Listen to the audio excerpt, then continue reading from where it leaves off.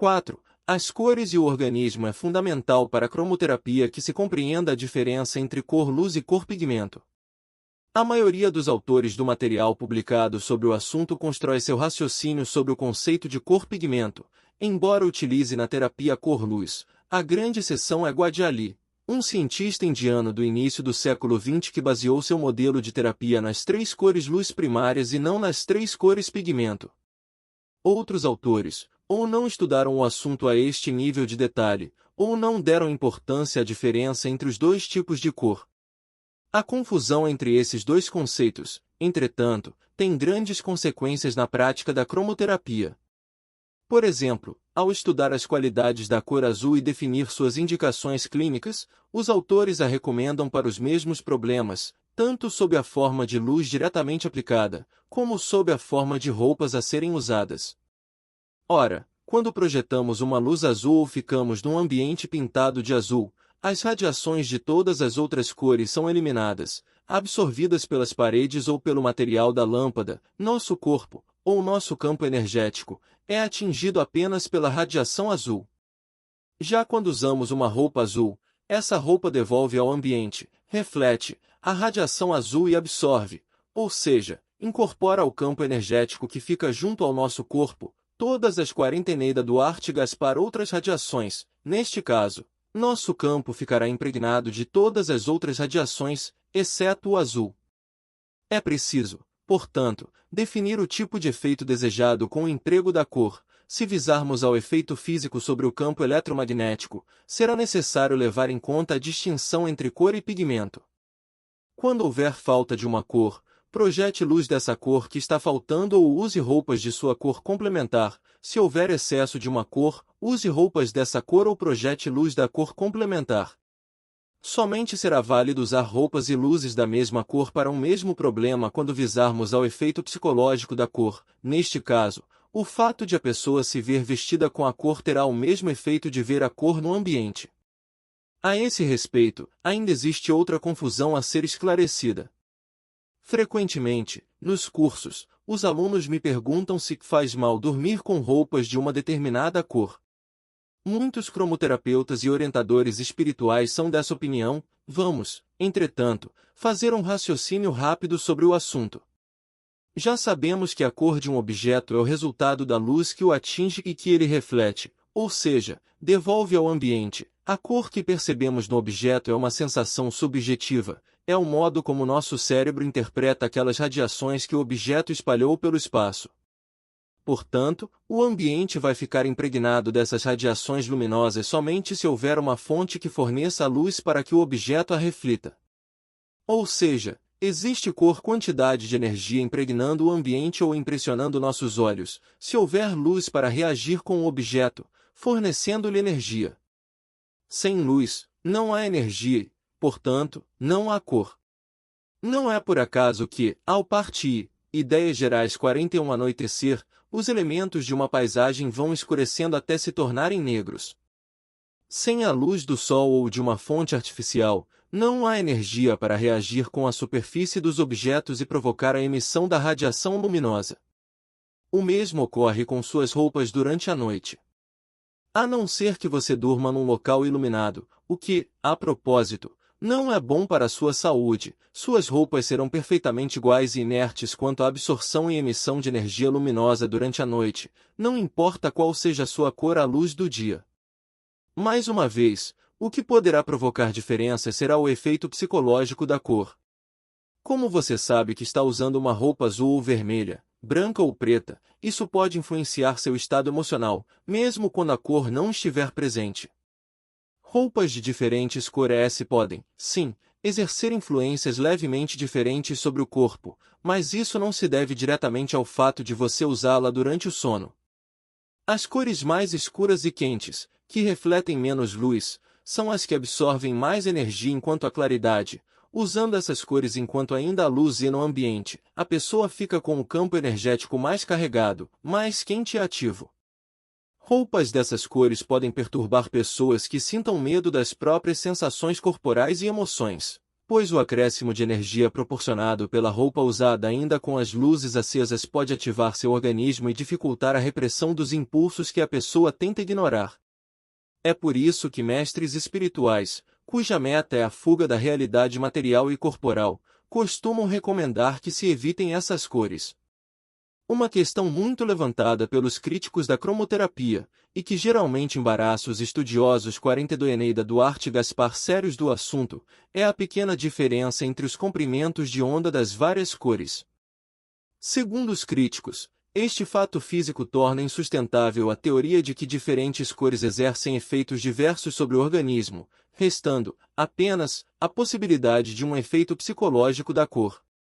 Com efeito, se você retornar à figura que mostra o espectro das radiações eletromagnéticas, verá que, enquanto existe uma enorme diferença de comprimento de onda entre, por exemplo, as ondas de rádio e os raios infravermelhos, dentro do espectro da luz visível as diferenças são mínimas. A luz vermelha tem um comprimento de onda em torno de 700 milímetro, o alaranjado, perto de 650 milímetros, o amarelo, perto de 590 milímetros, o verde, em torno de 520 milímetros, o azul, na faixa de 490 milímetros, o anil, em torno de 480 milímetros, e o violeta, em torno de 400 milímetros. Entre os dois extremos do espectro da luz visível há uma diferença de apenas 300 milionésimos de milímetro em comprimento de onda. Isso significa que as diferenças entre as quantidades de energia que caracterizam cada uma dessas faixas de radiação são muito pequenas. Entretanto, os fenômenos físicos e químicos que ocorrem no interior das células também envolvem variações de energia muito pequenas e, portanto, variações mínimas de energia vindas do exterior podem ser suficientes para determinar que as estruturas orgânicas reajam de maneiras diversas à radiação. Hoje em dia, sabe-se, com segurança, que a presença ou ausência de luz afeta de modo marcante os organismos vivos. Em meados da década de 60, foram feitas descobertas decisivas a respeito da estrutura e da função da glândula pineal que esclarecem esta questão. Parte I. Ideias gerais 43. A pineal, situada na base do cérebro, produz um hormônio chamado melatonina, que age sobre os ciclos de sono e de reprodução dos vertebrados. Entre os anfíbios, a pineal é fotorreceptora, o que justifica a ideia antiga de que ela seria o terceiro olho. Entre os mamíferos, embora tendo perdido a capacidade de captar diretamente a luz, a pineal recebe um ramo do nervo óptico, captando, assim, informações a respeito da iluminação ambiente. Quando diminui o nível de luz, a pineal produz mais melatonina. O hormônio parece agir ativando as funções cerebrais de vigília e interferindo no funcionamento das glândulas suprarrenais e reprodutoras. Durante o inverno, quando as noites são mais longas, a maior atividade da pineal evita que a tendência para dormir cresça na mesma medida em que cresce o período de escuridão, e parece bloquear a atividade reprodutora. Mas existem evidências de que a luz afeta o organismo de modos mais sutis. A ideia básica da fotoquímica é a de que uma reação química ou uma ação física ocorre quando a absorção de uma unidade de energia, um fóton, pela substância original. Existem muitas reações químicas que podem resultar em produtos diferentes, de acordo com a quantidade de energia absorvida, e essa quantidade, que sempre é a energia de um fóton para cada unidade de matéria-prima, pode ser calculada por uma fórmula simples que multiplica o comprimento de onda da radiação, o que expressa sua energia, por uma constante. As quantidades de energia envolvidas nessas reações são suficientemente pequenas para que a diferença entre as quantidades de energia por fóton entre duas radiações do espectro da luz visível provoque diferentes resultados finais para a reação. 44 Eneida Duarte Gaspar. Este raciocínio parece não ser apenas uma teoria. Pesquisas sobre os efeitos biológicos das radiações mostraram que, tanto entre certos vegetais como entre certos animais, a luz vermelha favorece a criação de flores ou embriões predominantemente masculinos, enquanto a luz azul tem o efeito inverso, favorecendo a produção de células femininas. A luz vermelha também se mostra capaz de acelerar o crescimento de alguns tipos de tumores, enquanto a luz solar que atinge a Terra, que tende para o azul, mostra-se capaz de estimular a regeneração de células lesadas pela radiação ultravioleta, por meio da ação de enzimas que recuperam os genes alterados. Se esses efeitos tivessem sido observados somente entre animais, poderiam ser atribuídos a uma ação indireta, mediada pela visão e pelos efeitos psicológicos da cor, mas sua ocorrência entre vegetais, que não possuem olhos, sequer sistema nervoso central, indica que a ação se dá diretamente sobre os tecidos do organismo. Como a luz visível tem uma pequena penetração nos tecidos do corpo, atuando diretamente apenas na superfície, podemos aceitar a ideia de que ela gira por meio de dois mecanismos. A ação primária é decorrente diretamente da absorção da luz, e consiste em reações químicas e físicas que acontecem nas camadas superficiais do corpo, pele, circulação e inervação periféricas. A ação secundária consiste no conjunto de mudanças que ocorrem no organismo em decorrência da ação primária, e que pode ser de vários tipos: aceleração de uma reação que normalmente é muito lenta, produção de uma reação que serve como gatilho para outras, armazenamento de energia nas moléculas que assim se tornam ativas, etc. Parte I. Ideias gerais 45. Além do mais, as radiações luminosas produzidas normalmente são misturadas, ou seja, a luz vermelha não é só aquele comprimento de onda do vermelho, mas uma mistura de radiações, com infravermelho incluído, em que predomina a luz vermelha. O mesmo ocorre com todas as cores, havendo, apenas, uma redução progressiva de infravermelho e um aumento progressivo do ultravioleta conforme chegamos no extremo violeta do espectro. Como essas radiações invisíveis produzem efeitos orgânicos que a faixa visível não produz, as diferentes quantidades delas nas diversas cores vão determinar diferentes efeitos orgânicos da aplicação de luzes de cor diferente. Todos esses dados indicam que variações muito pequenas no comprimento de onda das radiações que atingem um órgão ou tecido podem ter efeitos diferentes sobre esse tecido, principalmente se levarmos em conta as diferenças qualitativas entre as radiações do polo violeta, que tem menor porcentagem de calor e muita radiação ultravioleta, e as do polo vermelho, que tem maior percentagem de calor.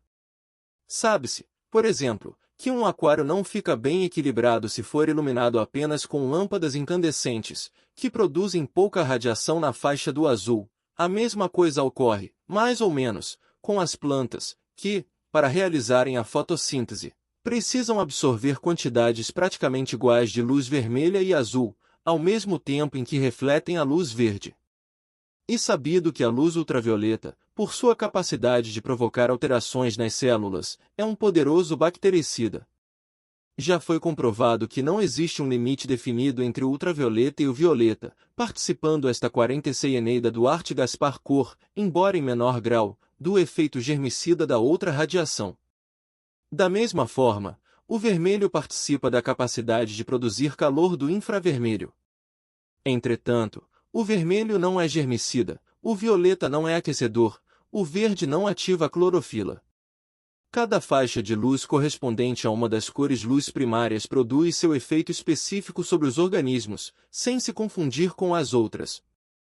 As cores secundárias e terciárias, resultantes da mistura em proporções diversas das cores primárias, e que não têm um efeito tão distinto. O amarelo e o alaranjado, situados entre o vermelho e o verde, são cores quentes, com efeitos semelhantes aos do vermelho, mas cada vez mais atenuados conforme dele se afastam. O azul e o anil, situados entre o verde e o violeta, são cores frias com efeitos calmantes, regeneradores e antissépticos cada vez mais intensos conforme se aproximam do extremo frio do espectro. Logo, as diferenças fundamentais aparecem entre as cores luz primárias, enquanto as secundárias se apresentam como gradações sutis das primeiras. Entretanto, os dados das pesquisas fotoquímicas, embora ainda em pequena quantidade, sugerem que diferenças ainda mais sutis podem ser encontradas entre todas as luzes monocromáticas.